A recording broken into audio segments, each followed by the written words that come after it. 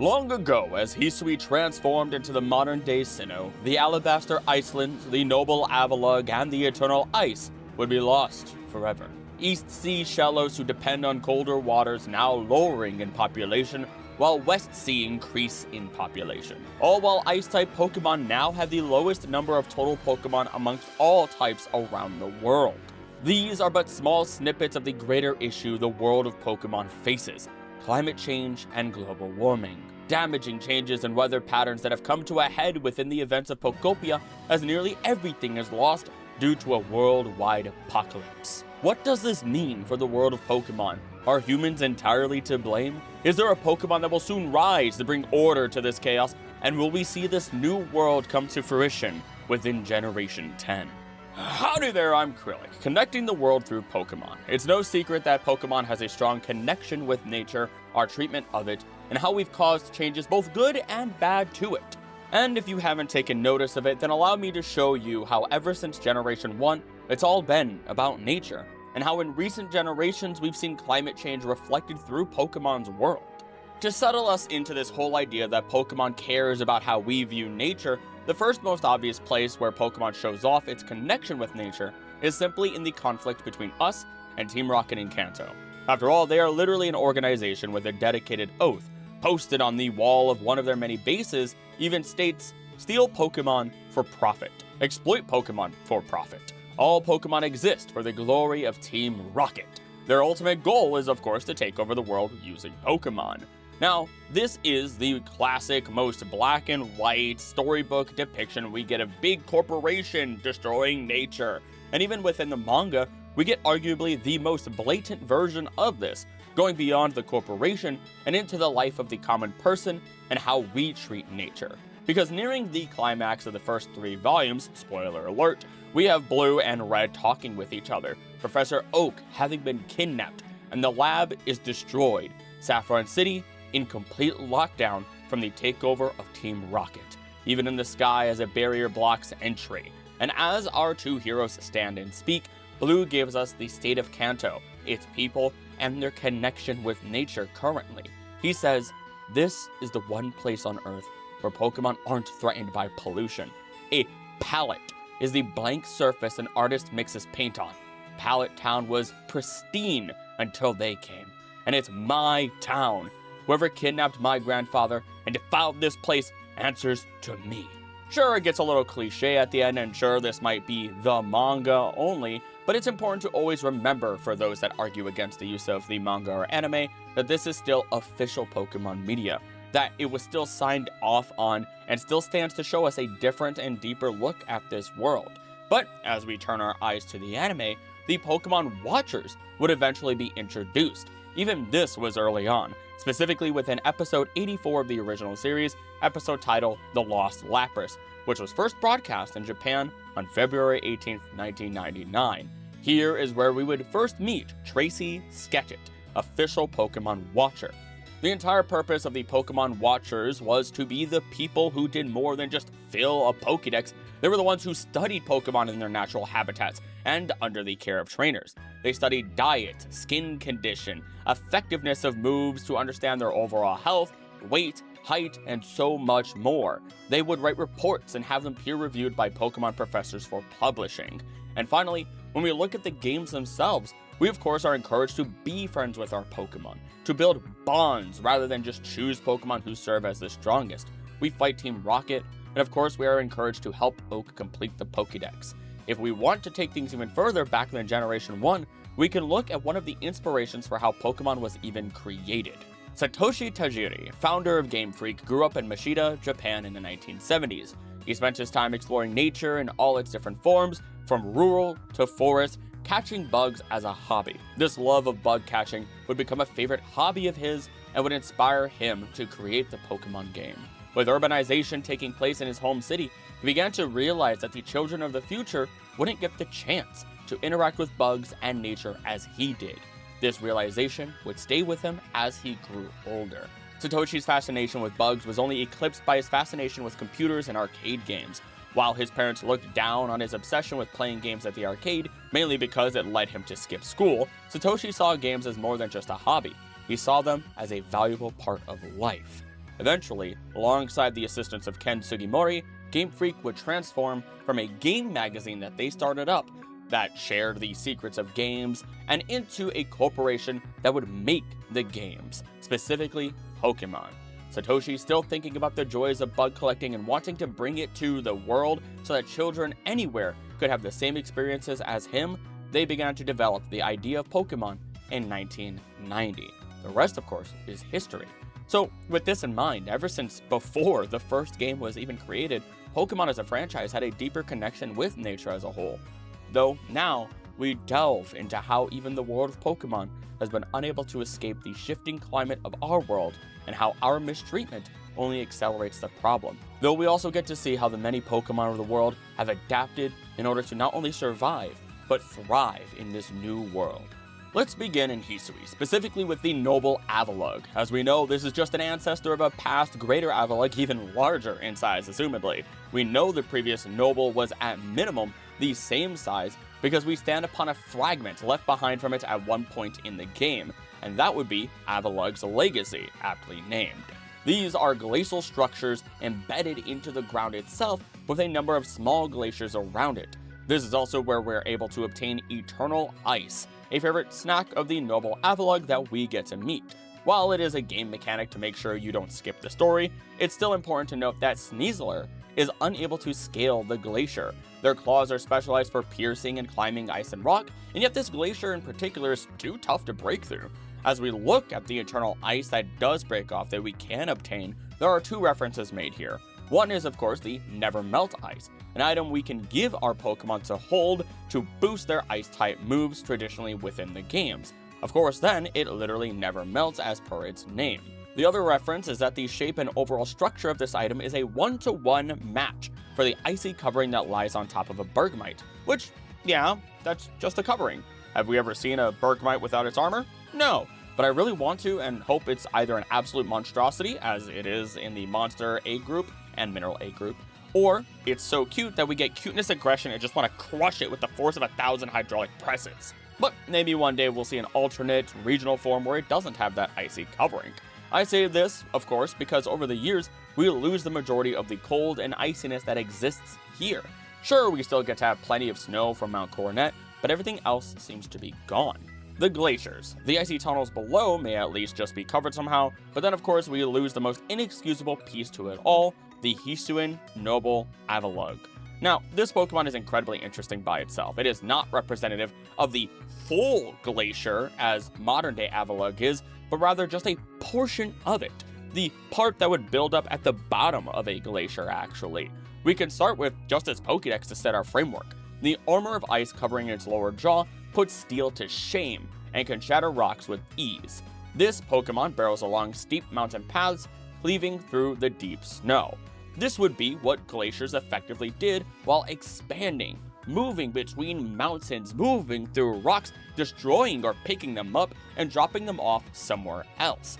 Add in that the bottom of a glacier is holding the incredible pressure of the entire portion of the glacier above it, and you can see why it becomes so dense, so durable, all because it is packed so tightly that it becomes stronger. After all, if you just pack snow tighter and tighter, eventually you technically create ice. This isn't to say that this ice could destroy steel in the real world. That would be factually incorrect to say, to my understanding, but I mean, it did sink the Titanic. Nevertheless, Hisuian Avalugg has picked up all these rocks, all this soil, you name it, and yet in the modern day, what do we find? No Hisuian Avalugg, no Avalugg at all. No holes in the ground leading to tunnels, and the most horrifying of it all is that even Snow Point Temple transforms from a multi-story building to being nearly entirely buried in the modern day. So we have to ask, what happened here? Well, of course we start with global warming, and to be clear with you, climate change itself is a natural process. The planet has always fluctuated between hot and cold periods, but it is the rate at which it happens, how dramatically it occurs, and of course the current state of global warming that is the massive problem at hand. And so, as we find ourselves at the beginning of the Meiji Restoration, something that occurs as Kamado renames Hisui to Sinnoh to reflect the real-world eras of Edo turning to Meiji, we can specifically look at the year 1868. This would be the same time in which Great Britain, Western Europe, and the northeastern United States would undergo a great industrialization. They would drag Japan into this process, kind of by force, showing why we even have the Galarian Weezing smokestack attached to the Survey Corps building. And this will come back later, trust me. The world was already well on its way through their industrial revolution, and they were happy for it. Plenty of good came from this for us, but of course there are always consequences from the use of fuel, to disturbing nature, and to even taking nature's resources for themselves. And this would eventually cause what we find in more than just the Alabaster Icelands, but within Hisui as a whole, to disappear.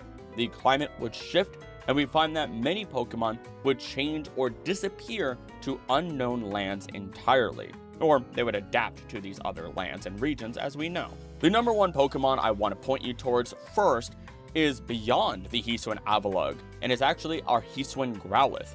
This is the original form of Growlithe, at least within this region, and even though we see it and Arcanine in the Cobalt coastlands in the presence of an active volcano, they still have thicker fur to insulate them from the cold.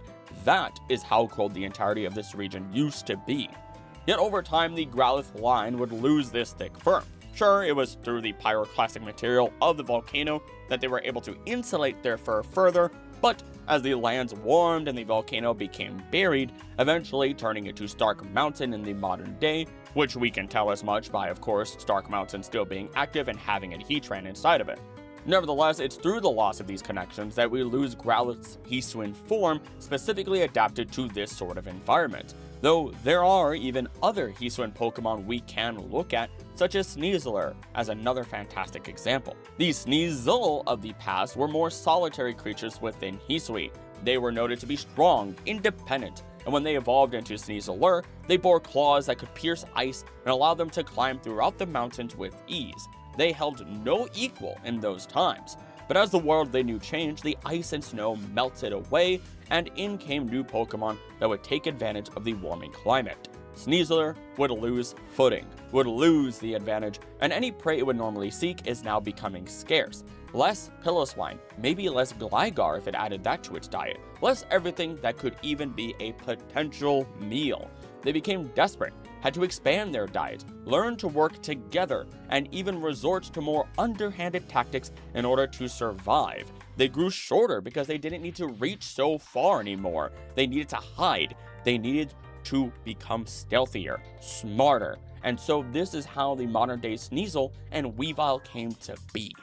Now I want to circle back to a major question we have, and that's just how in the world did all the tunnels from the Alabaster Icelands get covered up, even as the world warmed? Well, it might be as simple as understanding that at least within the passes between mountains, soil could still build up. Snow would become packed down, or even sediments and rocks from the area could be broken down and moved to fill these spaces.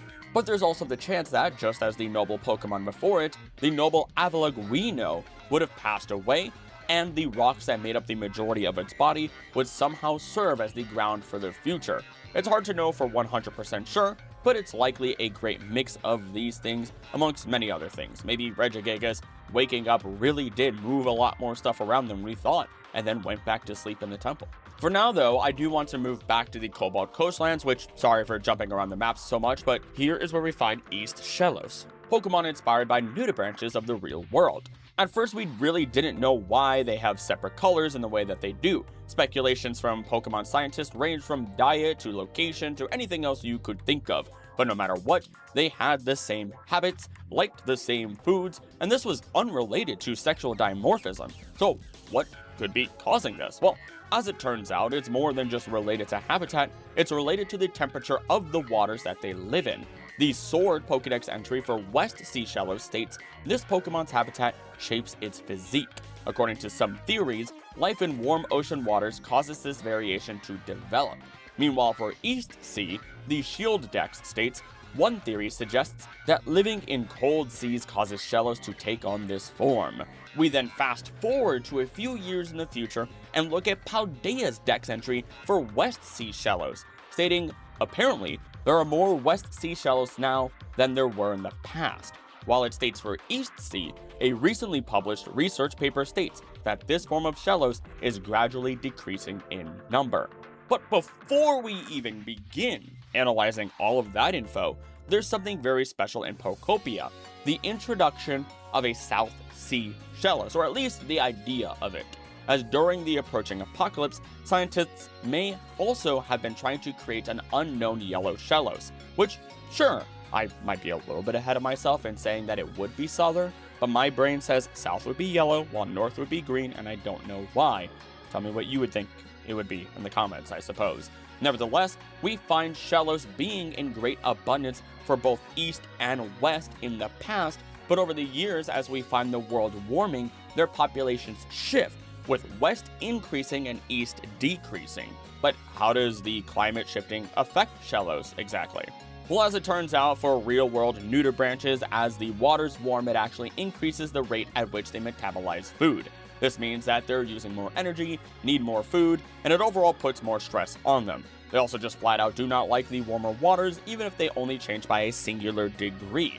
This causes them to either adapt or migrate to colder waters. And of course, that in turn may cause them to migrate so far that they enter habitats that their species has never been to.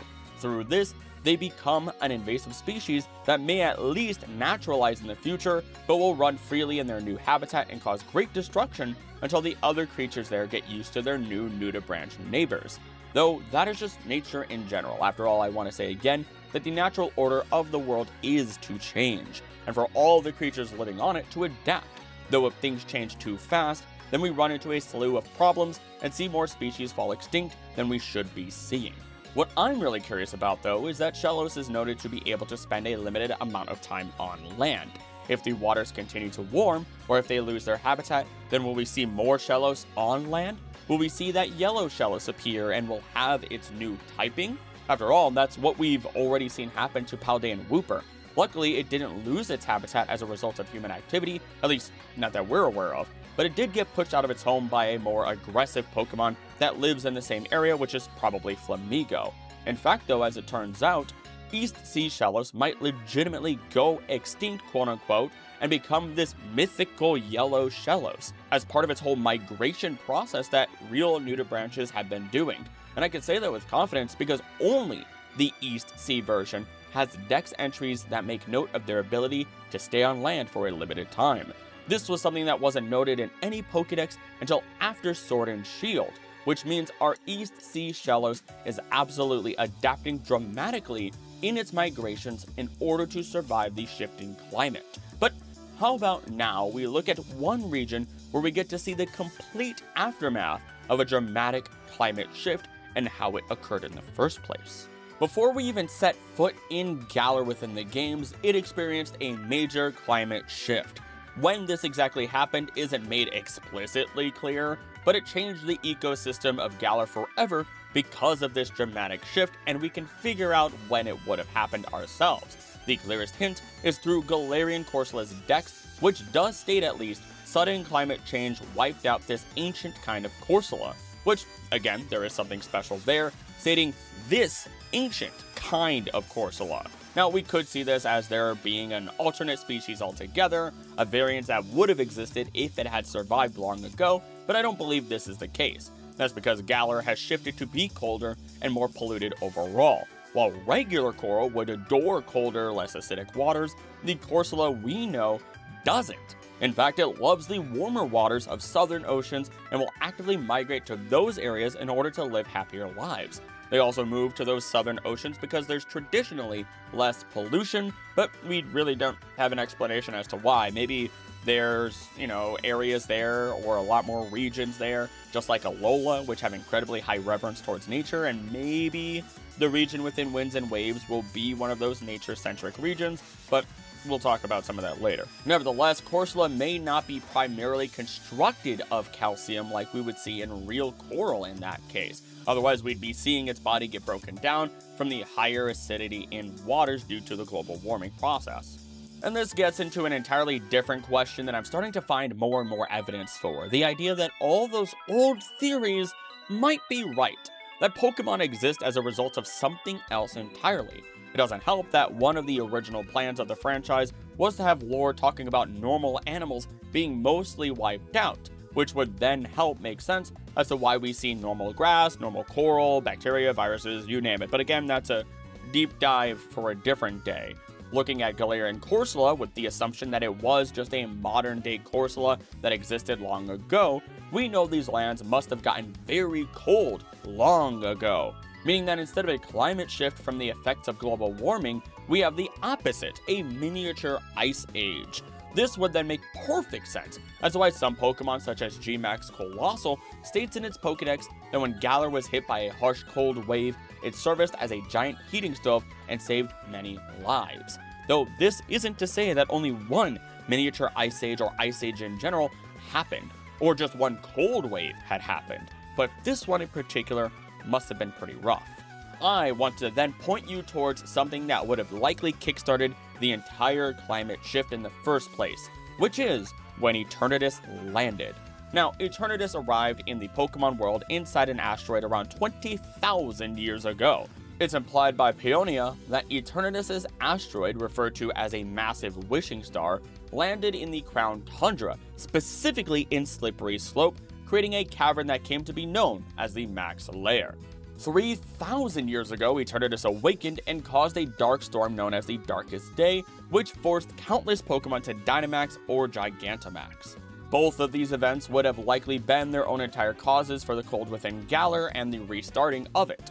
The asteroid strike could have launched debris in the air, which would be inconsequential outside of the Pokemon that would have gotten damaged by it, but it would have set off a volcano, a very specific, now kinda dormant volcano within the Crown Tundra, the very same one that you can climb to reach the Crown Shrine. More specifically, when we look into the Tunnel to the Top location, we find Pokemon that do enjoy warmer environments, such as Garchomp wandering around. They are specifically stated to live in volcanic mountain ranges, and after finding its meal, it returns to its den before its body cools down from being outside. What likely happened is when Eternatus landed in this area, it caused the volcano to erupt. This would then blot out the sky for a number of years, similar to what happened in our real-life history, the Great Extinction event that would wipe out the dinosaurs. Things would grow cold, the lands would freeze, and a great ice age would occur. Except here in Galar, it happened on a much smaller scale. Then it was only made worse when Eternatus woke back up and kickstarted the Darkest Day, blotting out the sky, gathering its pieces back, only to then be defeated and rain Galar particles all over the land once more, and changing the climate again as the sky was blotted out and the cold was returned to the lands. This would then finally result in a slew of Pokemon that adapted to the situation, coming out on top as regional variants or even just the tried and true original versions of the Pokemon that we know of today. Going through them all, there's one variant that is actually the OG of the Pokemon we grew up with, being the Galarian Zigzagoon line. This is noted to likely be in lore the original form of Zigzagoon, only to then be tamed and brought into different regions like Hoenn, where they became naturalized to the region and became less aggressive but still kept all that high energy. This entire line is noted to be the apex of Pokemon within Galar, one that has adapted the best to the harshness of the climate overall, the cold, the dog-eat-dog world of it all, eventually allowing it to evolve into Obstagoon. And I'm a sucker for this line because I live in Wisconsin, and of course our state animal is the badger. Represent, although it's a different badger. Both the Pokemon and our badger can be very loud when fighting. They can be ruthless, and despite their nocturnal habits and elusive nature, badgers leave a tangible mark on the landscape, evident in the intricate networks of tunnels and chambers that comprise their underground homes. These sets, often passed down through generations, serve as vital refuges for badger clans and contribute to the overall health of the ecosystem. Archaeological evidence suggests that badgers have inhabited the British Isles since the last Ice Age, making them one of the oldest surviving mammals in the region, which once again shows us just how a Pokemon like this could serve to really stand atop the rest in a place like this. But if we turn our eyes to other Pokemon in general within Galar, you'll find a slew of hardy Pokemon similar to Obstagoon. Maybe they won't be as aggressive, but they'll have hoarding tactics for food like Greedent. They'll have great insulation like Wooloo, have hardy exteriors like the Bonesweet line to protect their seeds from being harmed from cold snaps, or be all-around resistant to harsh environments as we see with Magikarp and Corphish. Each of these Pokemon and many more can brave the lands of Galar through natural adaptations that are only made stronger in these lands and allows them to stay on top. In fact, Galar introduced the most Ice-type Pokemon of any generation, with 11 in total to really match how cold these lands have gotten. By comparison, if we don't include the regional forms of Vulpix and Sandshrew, then Alola introduced the least number of Ice types of any generation, but somehow they shoehorned a few more in there thanks to the cold snow caps of Lanakila, which is a holy site, so I can't blame them for that, especially since I love Alola and Lanakila as a whole. Though to really drive how cold Galar is, while Bergmite can only be found in the Frost Cavern of Kalos naturally, we can find them in Galar on Route 9 and the Lake of Outrage. There are a number of other places, but those are only as a max raid battle, which you can find a ridiculous number of Pokemon in max raid battles, so that's more mechanic than it is ecology. Then of course though, we can also see them in the Frigid Sea and 3 Point Pass in the DLC. So in shorter words, we can find them in a widespread area overall, not just in an insulated cave of Kalos. But I would argue that no Pokemon other than Corsola is as greatly affected by the change in climate than Darumaka was and still is. In fact, we do find another bit of info through Darumaka that reinforces the theory of Eternatus' crash landing causing this change in climate. Seismic shift in the Galar region long ago caused the warm climate to cool, and Darumaka in this region have adapted to this cooling. The fire that burned within their bodies went out, leaving an organ that produces cold air instead. The colder Galarian Darumaka gets, the more energetic it becomes. They can focus their internal energy to breathe out cold air in the form of snow, which they use to make snowballs for ammo in playful snow fights against each other. Galarian Darumaka enjoys eating berries produced by Snover, though this leads it to prey on them, causing it to then be driven off by Abomasnow. Now, this organ still lies dormant within their bodies. It's just partially atrophied, and if you manage to get your hands on a Galarian Darmanitan with Zen mode as an ability, then you can watch it transform into the only current Fire Ice type Pokemon in existence. A Pokemon that, as a snowman, expels incredibly dangerous flames not only to everyone in the vicinity, but also to itself, as the flames harm Zen mode Galarian Darumaka as well. Without the Zen form available to it, Darumaka will just pretend to look like a snowman rather than transform into one. This is because in a world full of aggressive predators and territorial Pokemon, it seems as though Darumaka has chosen to avoid fighting as much as possible, conserving its every bit of energy since it does live in the coldest parts of Galar, where there is likely less food for it to enjoy.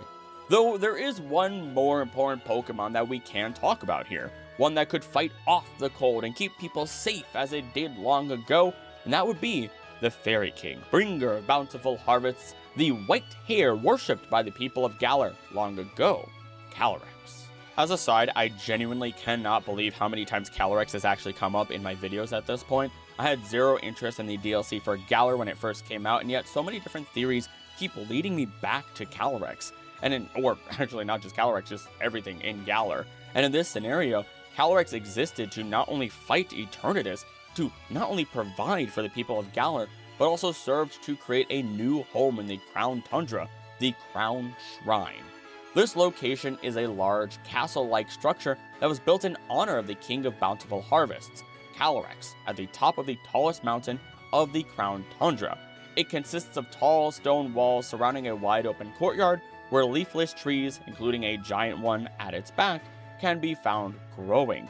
It also houses a small stable for Calyrex's steed, Glastrier or Spectrier. So once again, the connection of god Pokemon and the tallest mountains continue. And yes, I mean god Pokemon. That symbol on Calyrex's beads is the symbol of the Hojo clan, the Triforce as you might know it. The Hojo clan were the ones who fostered Zen Buddhism within our world, which is yet another tie to all the Shinto motifs that we find within Pokemon as a whole, though I recommend my video on Pokemon's relation with Shintoism in order to hear all about that. Theoretically then, Calyrex would be the center of Zen Buddhism, and it is through its powers that this land became livable in the past. The few humans that lived there would nurse Calyrex to health after its battle with Eternatus, and in return Calyrex would provide to these people. In gratitude for the humans, it used its powers to turn the frozen tundra they lived in into a habitable land, filled with lush and rich soil, which would be named the Crown Plains. This allowed the people to thrive successfully there.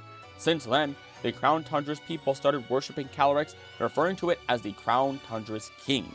Calyrex then gained the title of the King of Bountiful Harvests. Now, I won't go through Calyrex's entire life story, but this tree we find here may have very well once been the same as the Dynatree we see on Dynatree Hill. After all, Calyrex certainly can Dynamax while using powers separate from Eternatus, so this isn't that big of a stretch. As another side, I'm upset a little bit because I just do not like Greedent after it tanked hit after hit in a Nuzlocke long ago and killed multiple of my Pokemon. And I bring this up in the first place because here at the Dynatree, we find it as a key Pokemon that Dynamaxes. Add that strange detail to the slew of Norse mythology references between our legendary wolves, the horses, and so on and so forth, and we literally have a Ratatoska reference here. I desperately need to make a video on these connections sometime soon with knowledge that our horses even were likely a singular greater horse Pokemon in the past as well. But back on track, the people of this land would eventually forget Calyrex for some unknown reason.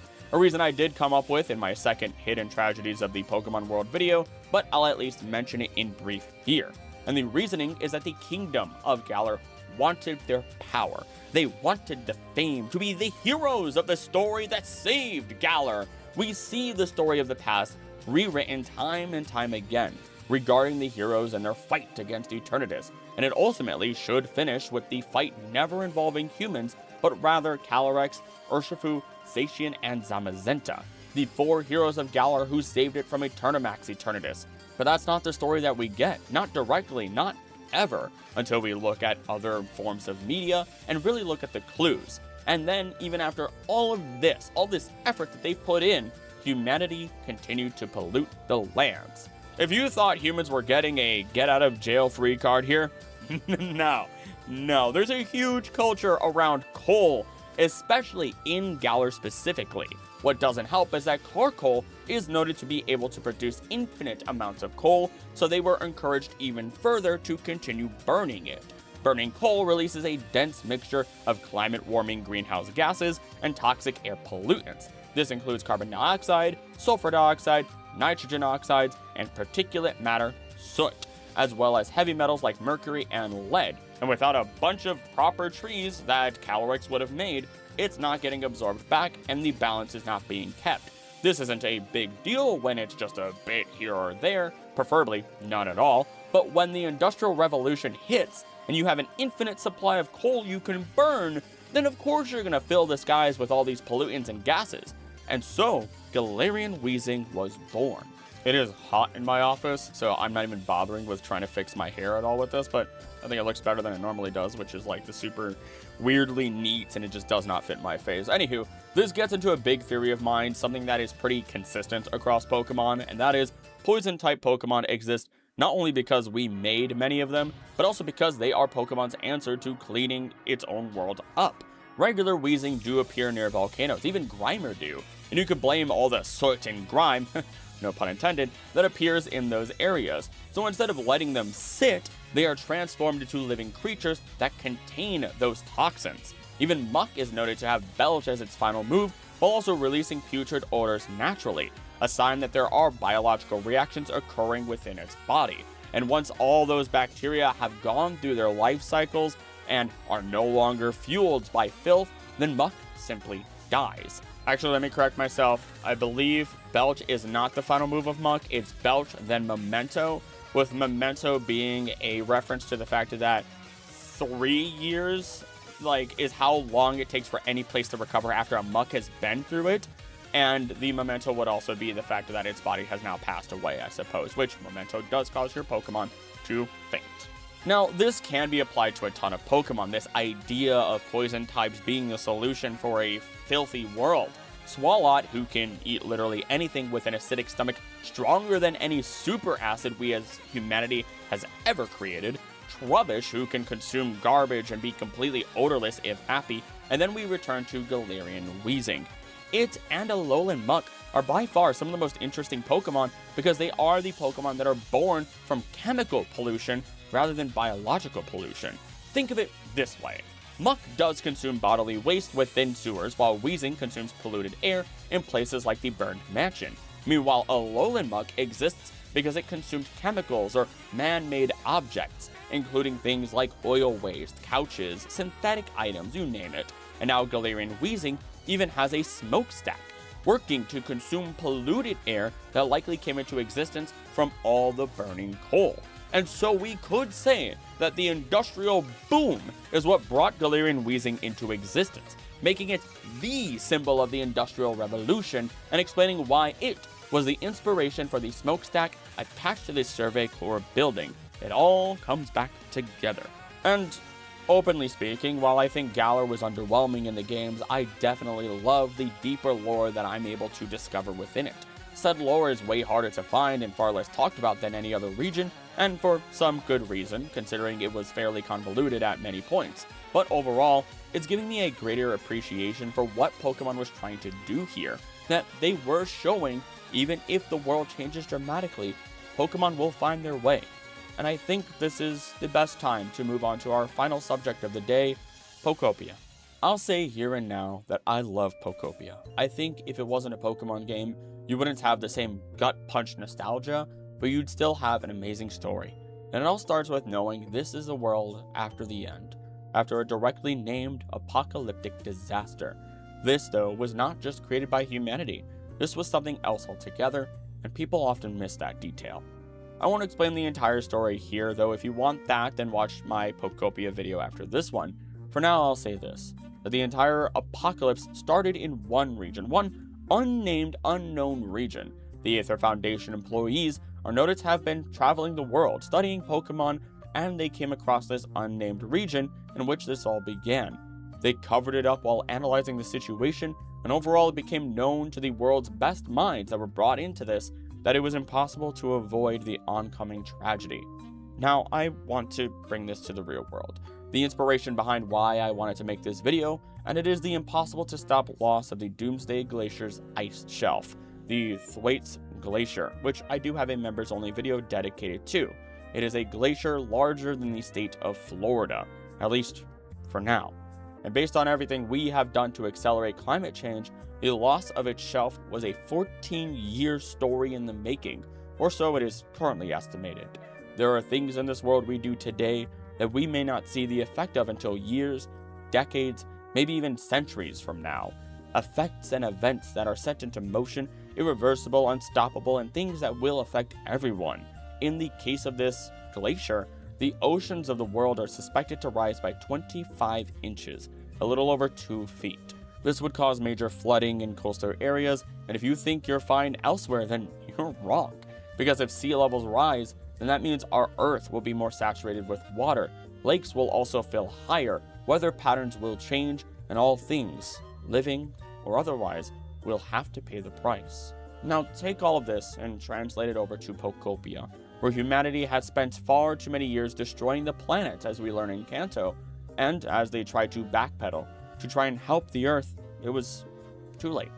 The fate of the world was set in motion and something began in one region. I personally bet a singular Pokemon that has awoken thanks to the change in the climate. It would then bring about greater disasters throughout the world, making it impossible to ignore up until humanity had to leave the planet and Pokemon behind, as it reset the world as we know it. But things are not all bleak. Things are not all lost in Pokemon nor our own world. For in our world, we should continue to do our best for nature, to be mindful, to hold companies responsible, to protect the homes of our friends in nature, even if it's only one species at a time, even if it's only one singular animal at a time.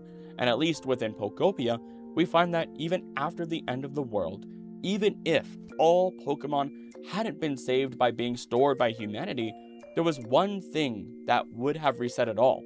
One thing, or rather Pokemon, that would save the world if Ditto hadn't, and that is Mew. Mew is the new species Pokemon, a creature that can split into multiple Pokemon, legendary or otherwise, simultaneously, and is all-powerful. As long as it lives, it seems as though the world can restart time and time again. After all, it seems as though the Unknown themselves protected Mew, as evidenced by us needing to complete a mural with their letters to awaken this mythical Pokemon from its slumber. And the same thing would happen to our world. There is no mystical Mew to save the day, but our planet does go through cycles. We might have sped things up, and she's hurting quite a bit, but given enough time, more time than we can even comprehend or imagine, and our planet will find itself going through new ice ages, new ages of warmth, maybe a new similar age of megafauna, dinosaurs, mammoths, and eventually a species similar to us as humans will form again. A cycle of existence, a world where matter is neither created nor destroyed, but rather continues to persist in some form. And we do see exactly this in Pokopia, as the world will be rebuilt. Nature recovers, and I strongly believe that Pokopia is our setup for the rebirth of a new world filled with water that we see in Generation 10, where we will meet the Pokemon who awoke, or even may be responsible for resetting the world in this way. And as I sit here becoming emotional, due to my own love of nature and life, for my own thoughts and my own sake, I'm going to say this. I hope to make the best of this life. And if there is a life beyond this one, then I'm going to be real happy to explore it and discover all sorts of new things all over again, and hopefully be able to share that with people like you all over again. Like, I'll do this over and over and over, and learn and teach and do what I can. And if an afterlife somehow doesn't exist, despite my own beliefs, then I guess there's nothing for me to worry about. I just know that, I don't know, I'm probably overly emotional because in less than a year, I'm getting married, and I can only hope to at least have Anna by my side in that afterlife. So, yeah. Thank you for listening to this self-proclaimed man of science and trying to teach people through Pokemon on this subject. So, yeah.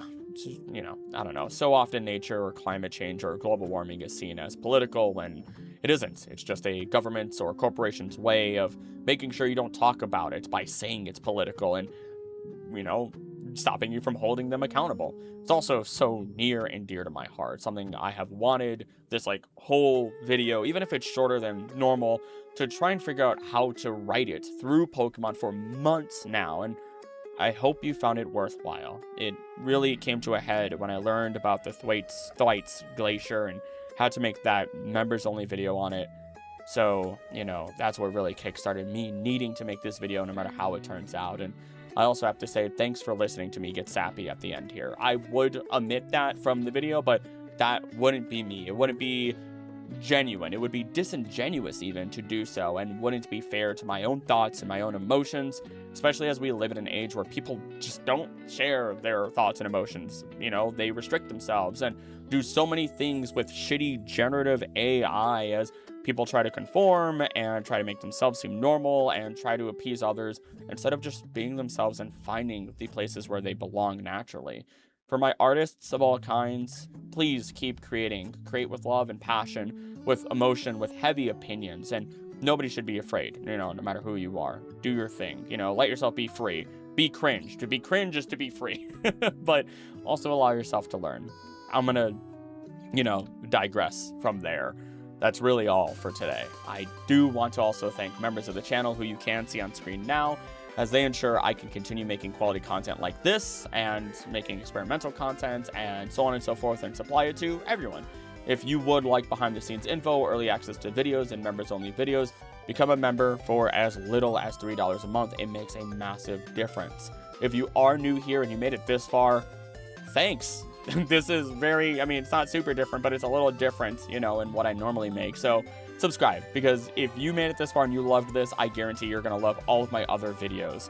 Let me also know some fun, positive facts about our world, or let me know about your favorite Pokemon in the comments. Spread some cheer for each other after I got emotional like that. So, you know, I also just love reading the comments, and they appease the almighty algorithm alongside likes, shares, and hyping the video, which you should just all do.